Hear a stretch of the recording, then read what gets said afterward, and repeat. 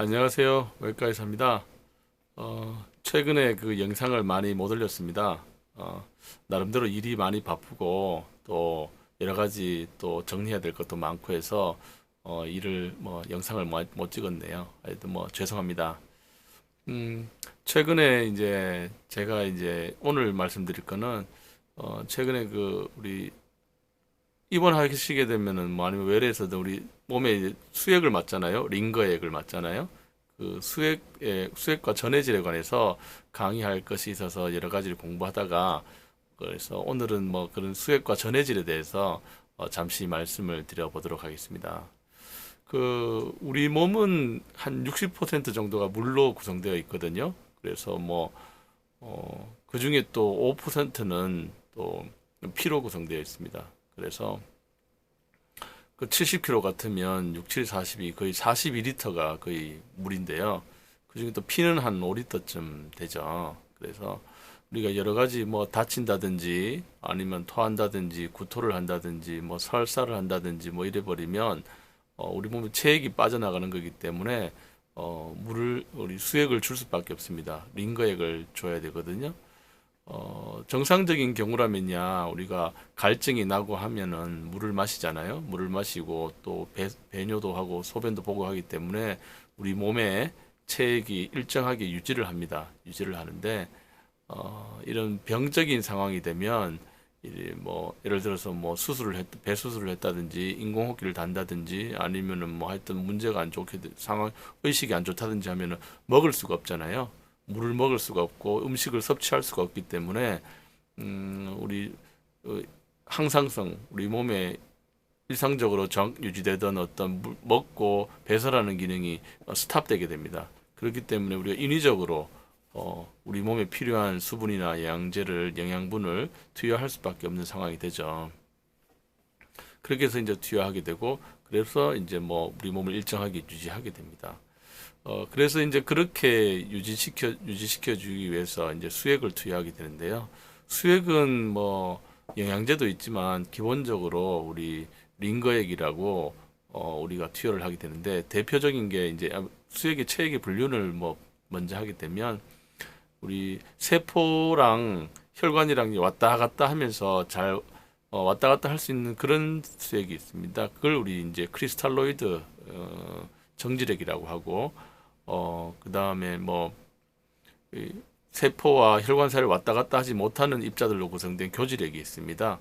그래서 일반적으로 투여할 때는 크리스탈로이드 수액을 투여하거든요. 그게 이제 보통 이제 하트만 솔루션, 링거스 락테이트라고 얘기하는 그 하트만 솔루션이 있고, 그 다음에 이제 노말셀라인, 생리식염수라고 하는 게 있습니다. 그 두 가지가 대표적으로 투여하게 되고, 콜로이드 같은 그렇게 입자로 구성되어서 이제 세포와 혈관 사이를 왔다 갔다 하지 이렇게 왔다 갔다 하지 못하는 그런 수액은 알부민이나 스타치나 이런 것들이 있을 수 있죠. 그래서 보통 여러분들이 일반인 분들이 병원에 가서 아니면 투여받는 것들은 크리스탈로이드 수액을 많이 투여받습니다. 하트만 솔루션이나 노말셀라인 같은 거 투여받고 우리 한 번씩 위내시경이나 대장내시경 하면서 이제 또 꼽기도 하잖아요. 그럴 때도 역시 그런 수액이나 아니면은 이제 포도당 5% 포도당 수액을 달기도 합니다. 그것들 다는 이유가 이게 세포와 혈관 사이를 왔다 갔다 하는 그런 물질도 이온으로 구성되어 있고 또 우리 몸의 어떤 체액의 농도랑 얘들 수액의 농도랑 비슷하기 때문에 보통 많이 씁니다. 그래서 그렇게 투여하게 되면 보통 거의 대부분 문제가 없습니다. 문제가 없고 다만 이제 투여할 때 용량은 또 이제 또 정해야겠죠. 일반적으로 그냥 하루 정도 금식하는 그런 게 아무런 환자가 문제가 없고 하루 정도 금식하는 경우에는 우리가 우리 몸에 필요한 유지 용량만 어떻게 투여하게 되거든요.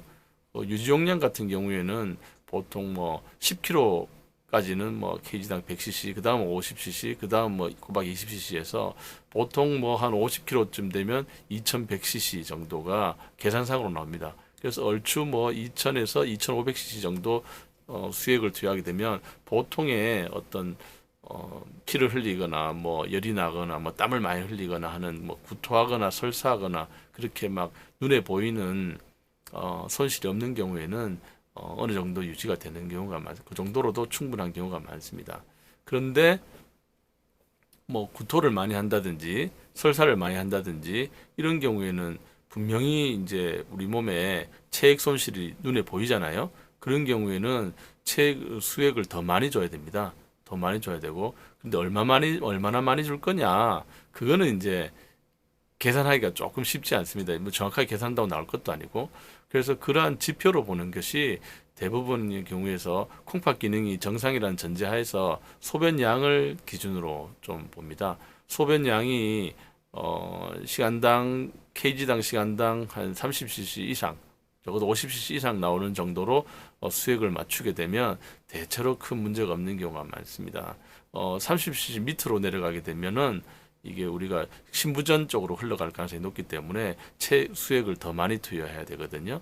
그래서 우리가 그래서 어떤 환자가 상태가 안 좋은 환자를 뭐 입원한다든지 보면은 시간당 소변 아니면은 뭐 한 8시간 간격으로 4시간 간격으로 소변량을 체크하거든요. 경우에 따라서 이제 소변줄을 방광에 넣어 가지고 시간당 소변을 재봅니다. 재보면은 시간당 소변이 몇 cc 나오는지 정확하게 재지거든요. 그래서 50kg 같으면 시간당 50cc 정도가 나오면 그나마 적당합니다. 그런데 시간당 30cc 밑으로 내려가면 안 좋다. 50cc 이상 나오면은 뭐 회피하죠. 회피하고 그나마 안전한 상태가 되기 때문에 어떤 환자가 우리가 하루에 2100cc의 수액을 줄 정도로 속도로 이렇게 투여하고 있는데 시간당 소변이 50cc, 30cc 밑으로 나오더라. 그러면 수액을 더 줘야 됩니다. 하루에 한 3000cc나 3500cc 정도로 속도를 늘린다든지 아니면은 생리식염수나 하트만 수액 같은 경우를 뭐 한 30분이나 1시간 정도 이내에 한 300cc나 500cc 정도 바로 투여한다든지 이래 버리면 체액이 어느 정도 교정되기 때문에 소변량이 늘어나는 걸 볼 수가 있죠. 그래서 우리 몸의 체액량을 정확하게 검사할 수 있는 건 없는데요. 그나마 신장 기능이 정상이라는 전제하에서는 소변량을 기준으로 투여하는 수액량을 얼추 맞추면은 대체로 맞는 경우가 많습니다.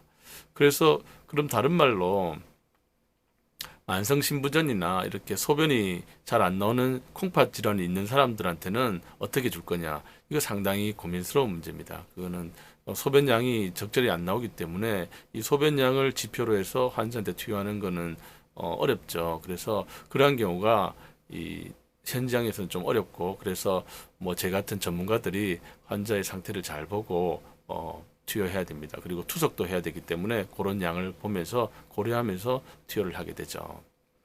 기타 또 우리가 피를 많이 흘린 경우 같으면 수액만 줄 수 없거든요. 우리가 보통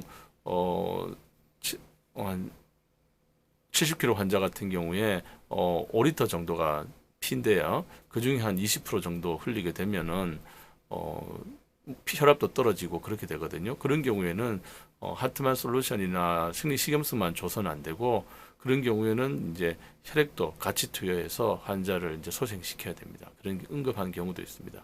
기타 뭐 화상을 입었을 때 화상을 입게 되면 우리가 수액 투여량을 많이 줘야 되거든요. 이 화상 입은 부위에서 진물 같은 것이 많이 납니다. 많이 나오고 하기 때문에 그냥 뭐 일반적으로 투여되는 용량 뭐 하루에 2100cc 정도 이렇게 투여해서는 안 되고 환자의 그런 화상의 퍼센트 그리고 2도나 3도를 기준으로 퍼센트가 어느 정도 높으면 그 퍼센트에 맞게 꼬박이 4, 꼬박이 kg 해가지고 그렇게 많이 투여하는 경우도 있습니다.